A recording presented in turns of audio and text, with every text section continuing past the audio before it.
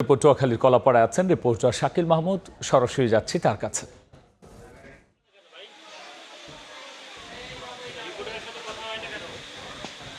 শাকিল, দেখুন, বরিশাল সহ দক্ষিণাঞ্চলের যে উপকূলীয় এলাকাগুলো আছে এর মধ্যে পটুয়াখালী এই এলাকায় কিন্তু ঘূর্ণিঝড় কিন্তু তার তাণ্ডব শুরু করেছে এবং তার তাণ্ডব কিন্তু এই যে সন্ধ্যার পর থেকেই কিন্তু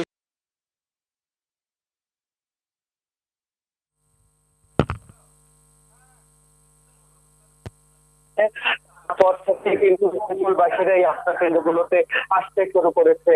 আমরা এই ঘূর্ণিঝড় শক্তিশালী রূপ নিয়ে আঘাত শুরু করেছে, তারপর থেকেই কিন্তু উপকূলবাসীরা এই আশ্রয় কেন্দ্রগুলোতে আসতে শুরু করেছে। আমরা বরিশাল বিভাগে প্রায় 4000-এর মতো আশ্রয় কেন্দ্র কিন্তু প্রস্তুত রাখা হয়েছে। এর পাশাপাশি কিন্তু প্রায় 6000-এর উপর প্রাথমিক বিদ্যালয় প্রস্তুত রাখা হয়েছে।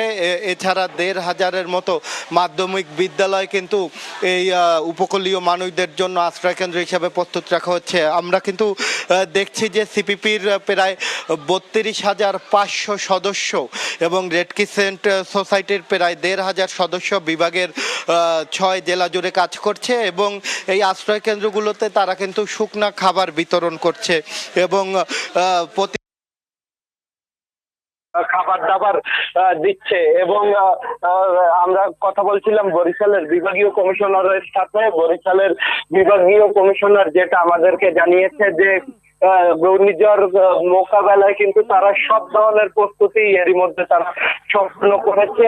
এছাড়া আমরা কথা বলেছিলাম পানি উন্নয়ন বোর্ডের ঊর্ধ্বতন কর্মকর্তাদের সাথে। তারা যেটা বলেছে যে বরগুনা এবং পটুয়াখালীর বেশ কিছু বাঁধ আসলে ক্ষতির সম্মুখীন হয়েছে এবং এইসব বাঁধে আসলে অনেক জায়গা ভেঙে গিয়েছে এবং পানি প্রবেশ করেছে বিভিন্ন গ্রামে। এতে কিন্তু যারা গ্রামবাসী আছে তারা কিন্তু অনেকটাই বিপাকে পড়েছে এবং তাদের ঘর বাড়ি সহ বিভিন্ন ধরনের কিন্তু ক্ষয়ক্ষতির সম্মুখীন হতে হয়েছে এবং তারা যত দ্রুত সম্ভব তারা কিন্তু এই আশ্রয় কেন্দ্রে চলে এসেছে। আমরা আশ্রয় কেন্দ্রগুলো ঘুরে দেখেছি, এখানে নারী, শিশু এবং বৃদ্ধরা কিন্তু এখানে এসে আশ্রয় নিয়েছে এবং শুধু মানুষই নয়, গৃহপালিত যে পশুরা গুলো আছে সেই গৃহপালিত পশুদেরকেও কিন্তু এই আশ্রয় কেন্দ্রগুলোতে নিয়ে আসা হয়েছে।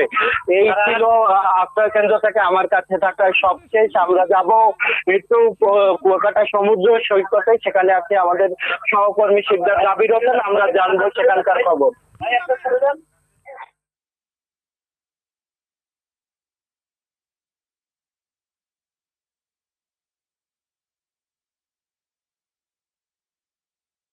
রেমাল অতি প্রবল আকারে উপকূলে আঘাত হানছে।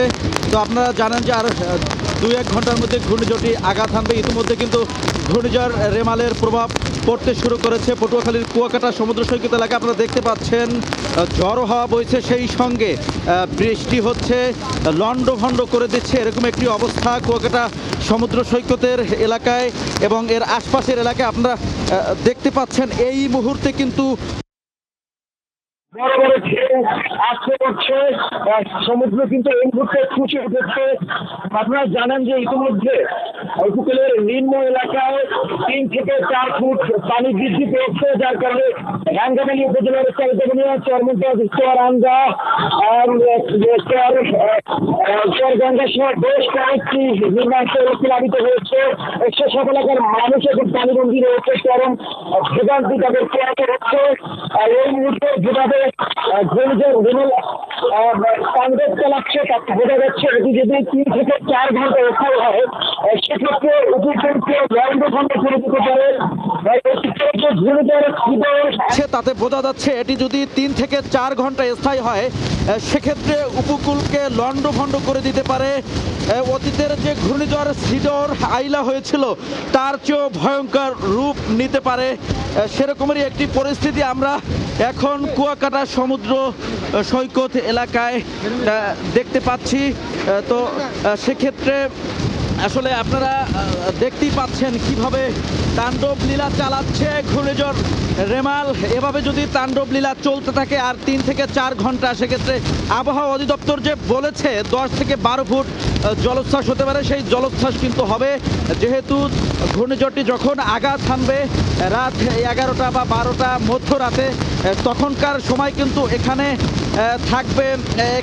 কিন্তু থাকবে জোয়ার। আর জোয়ারের সময় ঘূর্ণিঝড়টি আঘাত হানলে স্বাভাবিকভাবেই কিন্তু এটি জলোচ্ছ্বাসে রূপ নেবে। আর জলোচ্ছ্বাসে রূপ নিলে উপকূলের নিম্ন এলাকা নয়, শুধু উপকূলের বিভিন্ন এলাকায় কিন্তু প্লাবিত হওয়ার একটা সম্ভাবনা রয়েছে। সেটি কিন্তু আমরা এখন সেই নমুনায় কিন্তু আমরা এখন দেখতে পাচ্ছি।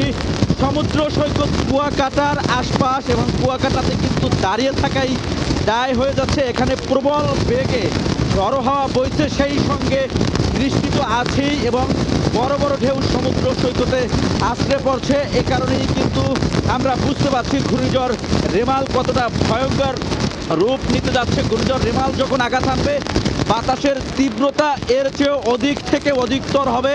তো সেক্ষেত্রে তখনকার সময় আসলে মানুষের অবস্থা কি দাঁড়াবে, মানুষের জানমালের সেটি আসলে শঙ্কার ব্যাপার। উপকূলের মানুষ আজ রাত কিন্তু নির্ঘুম কাটাচ্ছেন। মানুষজন দলে দলে সাইক্লোন শেল্টারের দিকে যাচ্ছেন। প্রশাসন কিন্তু মানুষদেরকে, যারা যেতে চাচ্ছে না তাদেরকেও জোর করে সাইক্লোন শেল্টারে নিচ্ছে।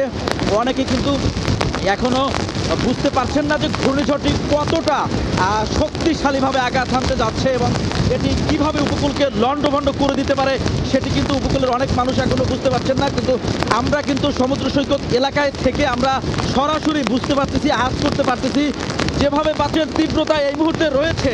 আর কিছুক্ষণ পর বাতাসের তীব্রতা আরও বহুগুণে বাড়বে। সে সময়ে সমুদ্র সৈকত এলাকা তো দূরের কথা, গোটা উপকূল এলাকায় বাইরে কোনো মানুষ দাঁড়িয়ে থাকতে পারবে না।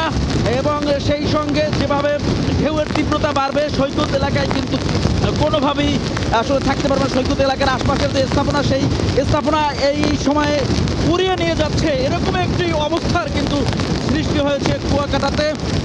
আসলে 10 থেকে 12 সেই জলোচ্ছ্বাসটি আসলে যদি হয়, সেক্ষেত্রে এই উপকূলের মানুষের ঘরবাড়ি ভাসিয়ে নিয়ে যাবে, লণ্ডভণ্ড হয়ে যাবে। সিডোর আইলার চেয়েও ভয়ঙ্কর রূপ হয়ে দাঁড়াবে। জলোচ্ছ্বাস 10 থেকে 12 ফুটের জলোচ্ছ্বাস কিন্তু স্বাভাবিক নয়, অতি জলোচ্ছ্বাস। তো সেক্ষেত্রে যাচ্ছে যে উপকূল কতটা ক্ষতির মুখে পড়তে যাচ্ছে। তো সে কারণে কিন্তু আবহাওয়া অধিদপ্তর বারবার ব্রিফ করছেন এবং মানুষদেরকে নিরাপদ স্থানে আশ্রয় নেওয়ার জন্য বলছেন। আসলে নিরাপদ স্থানে মানুষ যদি আশ্রয় নেয়, সেক্ষেত্রে জানমালের ক্ষয়ক্ষতি অনেকটা কমে আসতে পারে, সেটাই আবহাওয়া অধিদপ্তর আমাদের জানিয়েছেন। দুর্যোগ ব্যবস্থাপনা ও ত্রাণ প্রতিমন্ত্রীর এলাকা হচ্ছে এই খেপুপাড়া। তো তিনি নির্দেশনা দিয়েছেন প্রশাসনকে, সেই নির্দেশনা অনুযায়ী প্রশাসন কাজ বাস্তবায়ন করছেন। তো এতটুকুই ছিল পটুয়াখালীর কুয়াকাটা উপকূল থেকে আমার কাছে সব শেষ তথ্য। ঘূর্ণিঝড় রেমেলের প্রভাবের সর্বশেষ নিয়ে আমরা সরাসরি ছিলাম পটুয়াখালীর কুয়াকাটা, এবং এর আগে আমরা ছিলাম পটুয়াখালীর কলাপাড়ায়। যুক্ত হয়েছিলেন সহকর্মী শিকদার জাবির হোসেন এবং এর আগে যুক্ত হয়েছেন সহকর্মী শাকিল মাহমুদ।